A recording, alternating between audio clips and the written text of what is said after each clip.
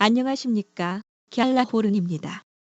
갤라호른은 트레이더의 눈으로 시장을 바라보며 투자자 여러분들이 시장에 대한 이해와 통찰력을 갖는데 도움을 드리고자 합니다.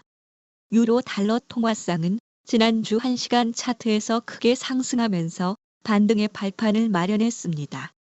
1.0790대와 1.0850대 사이에서 오르내림을 반복하고 있는 유로 달러는 볼린저 밴드 상단을 따라 이동하며 상승 추세 형성을 위해 노력하는 모습입니다. 상승 추세가 번번이 무산된 데에는 채널 상단에 굵직한 저항선들이 놓여 있기 때문으로 보입니다. 주간 차트의 120일 지수 이동 평균선과 일간 차트의 하락 추세선이 유로 달러의 상승을 가로막고 있으며 1시간 차트의 추세선이 지지선으로 때로는 저항선으로 작용하고 있습니다. 이번 주에도 주간 차트의 120일 지수 이동선 돌파를 시도할 것으로 보이는데 이번에는 성공할지 지켜봐야겠습니다. 4시간 차트에서 유로 달러는 120일 지수 이동선의 지지를 받으며 상승 추세 동력을 지켜왔습니다. 이를 발판으로 하락 추세선과 주간 차트의 120일 지수 이동선 돌파를 시도하고 있는데 지난주 21선을 돌파한 유로 달러는 이번 주 시작을 상승으로 열었습니다. 일단 볼린저 밴드 상단까지 도달한 다음에 1.0870대에 형성된 주간 차트의 120일 지수 이동선을 공략할 것으로 보입니다. 돌파의 실패에 밀리면 4시간 차트의 120일 지수 이동선이 있는 1.0810 부근에서 지지를 받을 것으로 예상됩니다. 일간 차트에서 유로 달러는 지난해 여름부터 형성된 하락 추세선에 걸쳐 있습니다.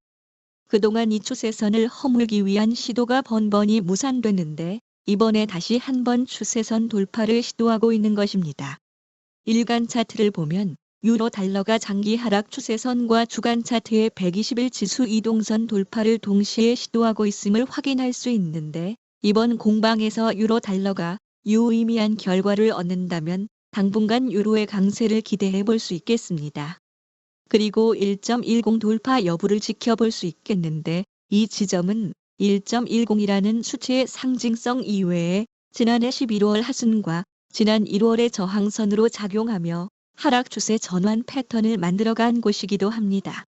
최근 시장의 가장 큰 관심사는 미 연방준비제도 연준의 기준 금리 인하 개시 여부와 그 시기입니다. 지난주 공개된 개인 소비 지출 PCE 가격 지수는 시장의 예상과 부합했습니다. 12월 0.1% 상승보다 상승폭이 컸지만 전년 동기 대비 2.8% 상승해 지난 2021년 3월 이후 가장 낮은 수준이었습니다. 하지만 CNBC는 대한자산운용사 아폴로 글로벌 매니지먼트 수석 이코노미스트 토스텐 슬록의 분석을 인용해 올해 연준의 금리 인하가 없을 수 있다고 보도했습니다. 슬록은 일부 인플레이션 지표들이 상승 추세를 그리고 있다는 것을 근거로 들었습니다. 그는 연준이 올해 인플레이션을 지속적으로 끌어내리는데 주력할 것이라면서 금리 인하 대신 물가 관리에 집중할 수밖에 없다고 주장했습니다. 로레타 메스터 클리블랜드 연방준비은행 총재는 인플레이션이 연준 목표치 2%를 향하고 있음에 주목할 필요가 있다면서 올해 후반 3차례의 금리 인하 방침을 지지했습니다.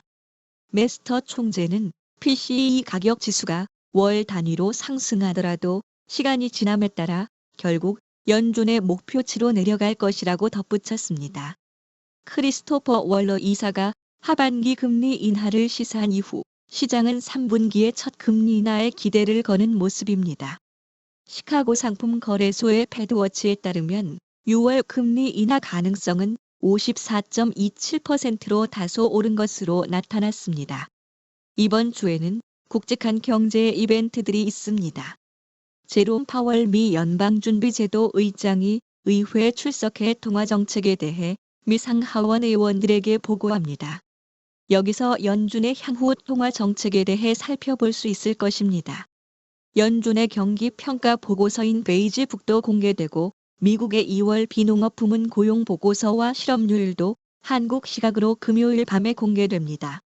비농업 부문 고용 변화는 시장에서 민감하게 반응하는 경제지표 가운데 하나인데 최근 연준의 금리 인하 시기를 놓고 시장이 물가 관련 지표와 함께 촉각을 곤두세우고 있는 지표입니다. 시장에서는 이번에 공개되는 비농업 부문 신규 고용은 전달보다 19만 명 늘어났을 것으로 예상하고 있습니다. 실업률은 3.7%를 계속 유지할 것으로 전망하고 있습니다. 한편 일본은 23년 만에 경기 침체 속 물가 하락이 지속되는 디플레이션에서 벗어났다고 선언하는 것을 검토 중입니다. 일본 정부는 봄철 임금 협상 결과와 물가 전망 등을 지켜본 뒤 디플레이션에서 벗어났음을 천명할 것으로 알려졌습니다. 이는 일본의 엔화 강세에 긍정적으로 작용할 것으로 보입니다.